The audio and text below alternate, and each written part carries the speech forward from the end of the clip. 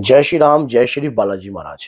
आपके घर के देवता और पितृ देवता और कुल देवता कार्य क्यों नहीं करते? क्या कारण रह जाता है जिनके कारण वो आपके कार्य नहीं करते? कोई भी काम आपका बनता नहीं है और कार्य आप कोई भी ऐसा सोचते हो, वो सोचने से पहले ही वो काम अधूरा रह जाता है। तो आज इस टॉपिक के ऊपर वीडियो बना के आपको ये विस्तार से बताएंगे कि ऐसा क्यों होता है, किस कारण होता है और किन चीजों का हाथ इनके पीछे हो सकता है। और हमारी भक्ति भाव पूजा तो नित्य चल रही होती है, लेकिन हमारे जीवन में ऐसा किन कारणों से होता है? तो अगर वीडियो अच्छी लगती है तो लाइक कीजिए, चैनल को सब्सक्राइब कीजिए और बेल आइकन बटन को भी दबा दीजिए ताकि आने वाली वीडियो की हर नोटिफिकेशन आप तक सरलता से पहुंच सके। तो क्या होता है कि जब भी हम भगवान की पूजा करते हैं, जाप करते हैं, नित्य उनका नाम का ध्यान करते हैं, पूजा याचना तो हम कर रहे हैं, लेकिन उस पूजा याचना का भी कोई फल हमें प्राप्त नहीं हो रहा है। और हमारे पितृ जो हैं, हमारे पितृ भी हमारी कोई हेल्प नहीं करते, हमारे देवता भी हमारी कोई हेल्प नहीं करते। ये और इनके पीछे किस चीज का हाथ होता है? सबसे पहला बात तो है कि अगर किसी भी कारणवश आपके पितृ देवता बंधनग्रस्त हैं या किसी ने बंधन में बांध बांध दिए गए हैं या कुल देवी आपकी जो है वचनबंध है, तब भी इस प्रकार के जो कार्य जो है व्यक्ति के साथ जो है बार बार होते हैं। क्योंकि अगर हमारे कुल देवी देवता वचन बंद हो जाते हैं या हमारे को जो पितृ देवता है बंधन में करके बांध दिए जाते हैं, तो हम जितनी भी पूजा याचना करते हैं उससे और भी ज्यादा तकलीफें बढ़ती हैं, ना कि घटती हैं। ऐसा कई लोगों के साथ देखने को हुआ है कि वो काफी लंबे समय से पूजा याचना कर रहे हैं, लेकिन पूजा याचना करने के बाद भी उन्हें निरंतर कोई फल की प्राप्ति नहीं हो रही है। अगर जैसे कहीं पे गए, वो उन्होंने किसी ने कह दिया कि आपके ऊपर तो पितृ दोष है या आपके पितृ कहीं ना कहीं बंधे हुए हैं या आपके पितृ के ऊपर ये क्रिया हुई है, तो वो कहते हैं कि हमने तो ये सारे काम कर लिए, हमने तो पिंडदान भी किया है, हमने तो गया जी भी हम हो आए हैं, या हम हरिद्वार में भी उनकी नारायण बलि करवा चुके हैं या ये कार्य कर चुके हैं। देखिए, लेकिन वो इस टॉपिक पर नहीं पहुंचते कि किसी ओजा सियाने के द्वारा, ये तंत्र प्रक्रिया के द्वारा आपके पितरों के ऊपर एक गठबंधन बिठा दिया जाता है या एक बंधन ग्रस्त कर दिया जाता है, जिसके कारण वो बंधन ग्रस्त पड़े रहते हैं। पहली गलती तो ये हो जाती है कि ये किसी ना किसी तंत्र के द्वारा होता है। दूसरी गलती हम स्वयं भी कर देते हैं।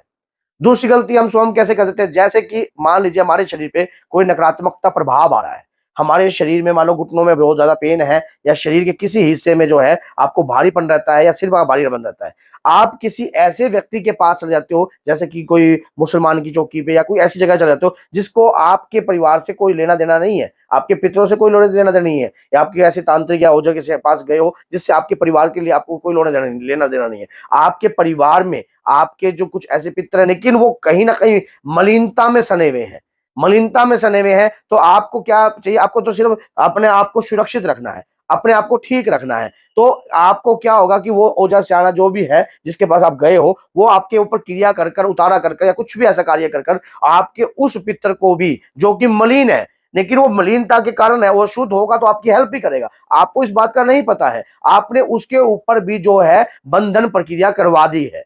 अब वो आप सोचते हो कि मैं बिल्कुल फारिग हो गया हूं, तो उसके बावजूद भी आपके ऊपर आप पूजा पाठ जो भी कर रहे हो उसका फल आपको कुछ भी प्राप्त नहीं होगा, कुछ भी, क्योंकि आपको पता नहीं था कि आप उसको बंधन में कराना चाहिए था या नहीं, लेकिन आपको अपने आप को ठीक होने के लिए बंधन में करा दे। कई इस प्रकार के नासमझ जो व्यक्ति होते हैं जिनको आपके परिवार से कोई लेना देना नहीं होता, तो ऐसे व्यक्ति जो है आपकी इस प्रकार की क्रिया करके आपके बंधन, पितरों को भी बंधन में डाल देते हैं। फिर आप जो भी पितरों के प्रति निकालते हो वो एक किस्म का बंधन की प्रक्रिया चल चुकी है।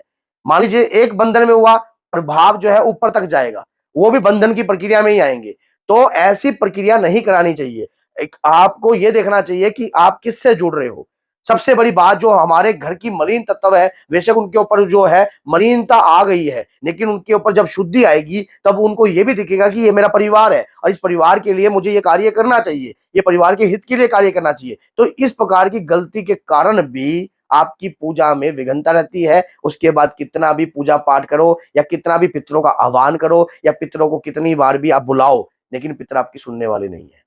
ऐसे ही कुल देवी के कार्य में हम करते हैं विघ्नता। मान लीजिए हमारे परिवार में सात्विक पूजा होती है माँ दुर्गा की, और ये पूजा काफी लंबे समय से चलती आ रही थी, काफी लंबे समय से, और किसकी कारणवश जो है आपके परिवार में कुछ छोटी-मोटी समस्या उत्पन्न होने लगी। आप कहीं ऐसी जगह गए जहाँ पर आपको ये बता दिया गया कि आपके परिवार के ऊपर ये समस्या है, ये दिक्कत है, इस कारण से ये चीज़ें हो रही हैं। आपने क्या करा? और उन्होंने कहा कि मुझे तो मुर्गे की बलि चाहिए, बकरे की बलि चाहिए, एक बार बोतल चाहिए, इस प्रकार की प्रक्रिया आपने करा दी। उससे आपने उनाट कर दिया। उचाट उसी से क्या है जो देवी देवता की कुल की कृपा थी वो भी बंधनग्रस्त आपने कर दी, ताकि आपने इस प्रकार का भोग क्यों दिया जब आपके परिवार में आपकी कुल देवी पर या आपकी कुल देवी के नाम से इस प्रकार का भोग नहीं दिया जाता। कई बार ना समझी में भी हम इस प्रकार की गलती कर देते हैं जिसके कारण जो है हमारी कुल की शक्ति, हमारी पितृ शक्ति जो है काम नहीं करती है।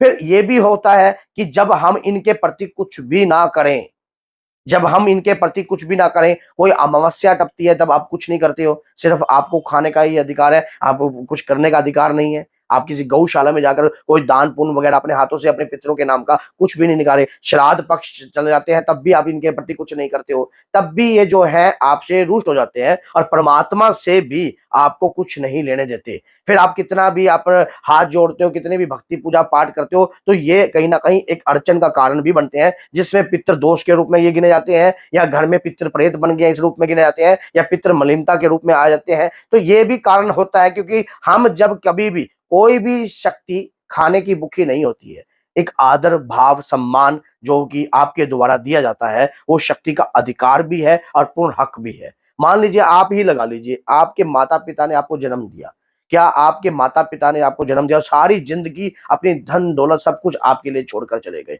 और अच्छे संस्कार आपको सिखाए, उसके बावजूद भी आप उनके नाम से कुछ भी नहीं करते हो, ना ही उनको मानते हो, ना ही उनको पूछते हो। अब आप सोचोगे कि जो चले गए उनको क्या वो बात ये नहीं होती कि चले गए, लेकिन कि जैसे ये मृत्यु लोक है ऐसे ही सूर्य लोक है, ऐसे ही पितृलोक हो, तो वहां पर जाकर आपके, जब आपने देखा होगा जब कोई जाता है तो 11वें दिन जो है पितृ मिलाप भी होता है, तो पितृ मिलाप के अंदर ब्राह्मण द्वारा जो है कुछ क्रिया करी जाती है जिससे आपके पितरों का मिला होता है। जब जो कोई व्यक्ति मरता है किसी के घर से तो पितरों से मिलान भी किया जाता है। तो आप ये सोचिए कि जब वो आपने जब कुछ किया ही नहीं उनके प्रति, तब भी आपके ऊपर किस प्रकार से उपकार रूप में रह सकते हैं, क्योंकि कुछ गलतियां हमारे द्वारा होती हैं।